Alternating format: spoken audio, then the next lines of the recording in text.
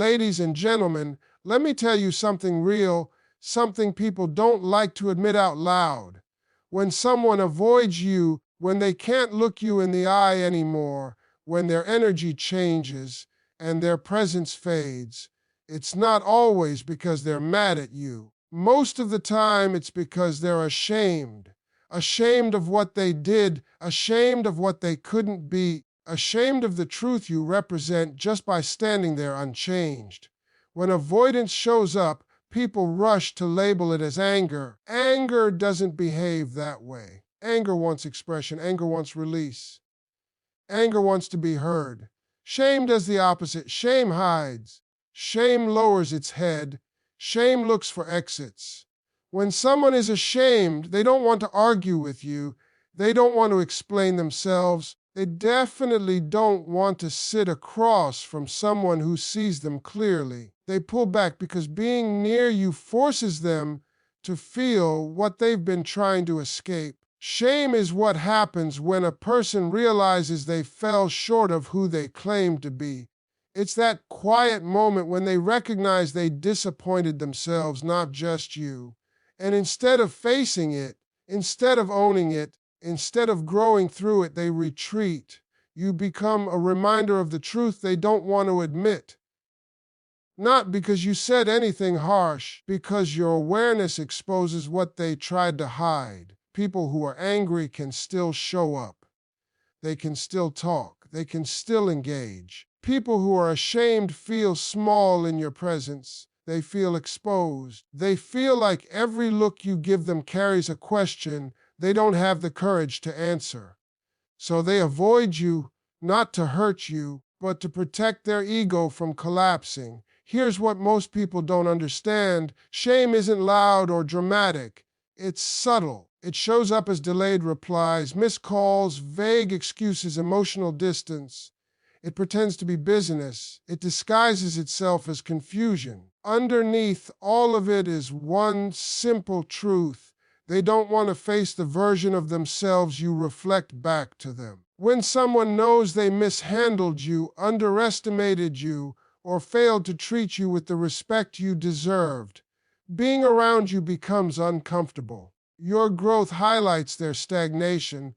Your clarity exposes their confusion. And instead of rising to meet you, they shrink away. Not because you're intimidating, but because accountability feels heavier than avoidance. Shame also comes from knowing they lost something real. They recognize deep down that you offered sincerity, patience, or understanding, and they didn't meet it with the same energy. That realization hurts more than anger ever could. Anger can blame. Shame has to accept responsibility. And many people would rather disappear than admit they were wrong. So when someone avoids you, don't assume you triggered rage. Often, you triggered reflection. And reflection is dangerous for someone who refuses to change. Your presence asks questions without words. It asks, why didn't you do better? It asks, why did you choose comfort over growth? And if they don't have answers, distance becomes their defense. This is why you shouldn't chase people who pull away in shame. You can't heal someone who refuses to face themselves. Their avoidance is not rejection of you, it's rejection of the truth they see when they're near you. And that truth, whether they admit it or not, is that you mattered enough to make them feel exposed. When a person can't face their own mistakes, disappearance becomes their escape route. It's not accidental and it's not confusion. It's a choice rooted in fear. Facing a mistake requires humility, and humility demands courage. Not everyone has it. So instead of standing still and owning what they did wrong, they move away from anything that reminds them of it. And unfortunately, you become that reminder. Mistakes have weight. They sit heavy on the conscience, especially when the person knows they hurt someone genuine, mishandled something meaningful, or failed at a moment that mattered. Admitting that would require them to say, I was wrong. And for many people, those 3 words feel heavier than walking away entirely, so they disappear, hoping distance will soften the truth or erase it altogether. Disappearing feels easier than accountability. When they vanish, they don't have to explain inconsistencies.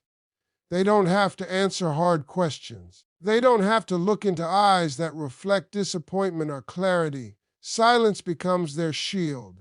Distance becomes their defense. It's not strength, it's avoidance disguised as self-protection. Here's the painful part. They know exactly what they did. People who disappear aren't clueless. They replay moments in their head. They remember the promises, the missed chances, the words they should have said, and the actions they should have taken. And every time they think of you, it brings those moments back. So instead of fixing the damage, they remove the trigger. That trigger is you. Some people were never taught how to repair what they break. They only know how to walk away. Facing mistakes would require growth, and growth is uncomfortable. Growth demands change, and change threatens the identity they've built. So rather than becoming better, they stay the same and leave anyone who challenges that version behind. Disappearing also allows them to rewrite the story. When they're gone, they don't have to confront reality. They can tell themselves they were misunderstood, overwhelmed, or justified. They can avoid the truth that they fell short. Presence would force honesty. Absence allows excuses. And understand this clearly. When someone disappears, instead of owning their mistakes, it says nothing about your value and everything about their emotional maturity. A mature person leans in when things go wrong. An immature one leans out. A strong person repairs. A weak one runs. You didn't ask for perfection. You asked for effort, honesty, and respect. Their disappearance is proof they couldn't give those things, not because you demanded too much, because they were unwilling to rise. They didn't leave because you were wrong. They left because staying would require them to confront who they are and who they failed to be. Don't chase someone who vanished to avoid responsibility. You can't make someone face themselves if they're committed to running. Let their disappearance be the evidence you needed, not of your loss, but of the truth they couldn't face. Silence is one of the easiest hiding places a person can choose. It requires no courage, no explanation, no effort to grow. When someone goes quiet instead of facing a situation, it's rarely because they have nothing to say. It's because saying the truth would force them to take responsibility. Accountability demands ownership, and ownership demands maturity. Silence lets them avoid both. Accountability means standing in the discomfort of your own actions. It means admitting you didn't show up the way you should have. It means acknowledging that someone else was affected by your choices.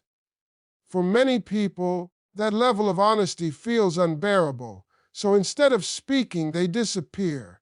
Instead of explaining, they withdraw. Silence becomes a shortcut around self-reflection. When a person chooses silence, they're choosing comfort over character. Speaking up would require them to answer questions they don't want to face. Why did I act that way? Why did I promise something I couldn't deliver? Why did I hurt someone who trusted me? Silence allows them to avoid those questions and pretend nothing happened. But pretending doesn't heal anything. It only postpones the truth. Silence also gives the illusion of control. By not responding, by not engaging, they feel like they're protecting themselves. In reality, they're protecting their ego. They don't want to risk being seen as wrong, flawed, or inadequate. Silence keeps their image intact, at least in their own mind. Accountability would crack that image wide open. There's another layer people don't talk about. Silence is often chosen by those who know words won't save them. They know explanations would sound hollow. They know apologies would feel incomplete. They know promises wouldn't be trusted anymore. So instead of trying and failing, they say nothing at all. It feels safer to vanish than to be honest and still fall short. For the person on the receiving end, silence can feel confusing and painful. It leaves questions unanswered and creates self-doubt. But silence is an answer. It says, I'm not ready to own what I did. It says, I don't have the strength to face this. It says, avoiding responsibility matters more to me than repairing what was broken. Accountability requires emotional strength. It requires a person to sit with guilt without running from it. It requires empathy, humility, and growth. Silence requires none of that. That's why people choose it. Not because it's right, but because it's easy. And here's the truth that brings clarity. When someone chooses silence over accountability, they are choosing themselves over integrity. They are choosing short-term relief over long-term growth. You didn't push them into silence. Their own fear did. Your presence, your awareness, your expectation of honesty made silence feel like the only escape. So don't mistake silence for indifference or power. Silence is often the loudest confession a person can make. It reveals exactly where they lack courage, where they stopped growing, and where they chose comfort instead of truth. Avoidance looks calm on the surface. Underneath it is a fragile ego trying to survive. People often mistake distance for strength, thinking that walking away means someone is unbothered or powerful. In reality, true strength doesn't need to hide. Strength can stay present. Strength can listen, admit, and correct. Avoidance is not confidence, it is self-preservation for an ego that cannot tolerate being questioned. When someone avoids you, it's usually because being near you threatens the story they tell themselves about who they are. Their ego wants to believe they are right, justified, in control, or above the situation. But your presence challenges that illusion. You represent truth, awareness, and emotional clarity. And for someone whose ego is built on denial or half-truths, that feels dangerous. An ego wants to win, not grow. Growth requires admitting gaps, flaws, and failures. Avoidance allows a person to protect their self-image without doing the work. They don't have to explain. They don't have to apologize. They don't have to confront the disappointment they caused. By stepping away, they keep their ego intact, even if it costs them connection, respect, or something meaningful. Real strength shows up in uncomfortable conversations. It stays when things get tense. It doesn't crumble under accountability. Avoidance does the opposite. It chooses emotional safety over integrity. It chooses silence over truth. It chooses escape over evolution. That's not power, that's fear wearing a mask. Ego protection often looks like indifference. They act like they don't care. They pretend they've moved on easily. Indifference born from strength is peaceful. Indifference born from ego is defensive. It's rigid. It needs distance to function, because if they stay close, they risk feeling exposed. They risk admitting they were wrong. They risk seeing themselves clearly. People protecting their ego will avoid anyone who holds them to a higher standard. They'll avoid people who ask real questions. They'll avoid people who expect consistency between words and actions. Not because those expectations are unfair, because meeting them would require change. And ego hates change more than it hates loss. Avoidance is also a way to maintain control. If they don't engage, they don't have to respond.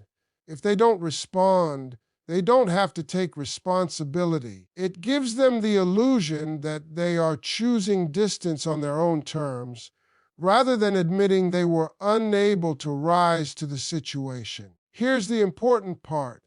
If someone avoids you to protect their ego, it means you touched something real. You challenged a version of themselves they were clinging to. You didn't need to argue or demand anything. Your clarity alone was enough. And instead of becoming stronger, they chose to step away. So don't confuse avoidance with maturity. Maturity stays, ego runs. And anyone who avoids you to protect their ego is silently admitting that facing you would require a strength they haven't built yet. When you become aware, when you start seeing patterns instead of excuses, something shifts in the dynamic that can't be undone. Awareness is powerful not because it observes, but because it observes. And observation makes people uncomfortable when they've been hiding behind confusion, charm, inconsistency. The moment you stop being easily missiled, you stop being controllable. That's when discomfort begins for them. Your awareness doesn't need words to speak. It shows in how you respond less, how you pause before reacting, how you stop chasing clarity from someone who thrives on keeping things unclear. That calm shift rattles people who relied on you not noticing. They feel it immediately. They sense that something has changed, that their usual tactics don't land the same way anymore. And instead of adjusting their behavior, they feel exposed. Discomfort comes from being seen too clearly. When someone realizes you understand their intentions, their patterns, their inconsistencies, they feel naked emotionally, not vulnerable in a healthy way, but exposed in a way they didn't consent to. You didn't invade their privacy. You simply stopped pretending, and that honesty threatens them more than confrontation ever could. People who are uncomfortable with awareness often avoid it rather than confront it. They pull back because staying close would mean staying honest. It would mean answering unspoken questions. It would mean explaining gaps between words and actions. Avoidance becomes their way of restoring comfort without changing themselves. Your awareness forces reflection, and reflection is painful for someone who hasn't been living in alignment with their values. They don't just see how they treated you, they see what that behavior says about them. That realization creates inner tension. To release that tension, they choose distance, not because you did something wrong, but because you did something right. You woke up. Awareness shifts power silently. You stop over-explaining. You stop justifying your needs. You stop accepting half-truths. And when that happens, people who benefited from your lack of awareness feel the loss immediately. They no longer feel safe operating the same way around you. They remove themselves from the situation. This is why avoidance often follows growth. When you elevate mentally and emotionally, you no longer fit into spaces built on confusion. Your clarity becomes a disruption, not because it's aggressive, but because it's steady. And steady clarity is intimidating to those who rely on chaos or ambiguity. Understand this deeply. If your awareness made someone uncomfortable enough to avoid you, that means you were no longer easy to deceive, dismiss, or control. You became grounded. You became observant. You became conscious. And instead of meeting you at that level, they stepped away. That discomfort is not something you need to fix. It's not your responsibility to dim your awareness to make others feel safe. Let them feel what they feel. Growth always creates distance from those who refuse to evolve. And awareness will always expose those who were never ready to be real. Growth has a way of revealing things without saying a word. When you start evolving, when you begin to think differently, move differently, and require more from yourself and others, it quietly exposes who is willing to grow with you and who has been standing still all along. You don't have to announce your growth. You don't have to explain it. People feel it.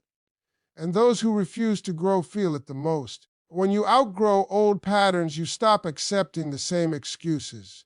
You stop tolerating emotional laziness. You stop lowering your standards just to keep people comfortable. That shift alone can make others uneasy because your growth highlights their lack of movement. It forces a comparison they didn't ask for and don't want to face. Your progress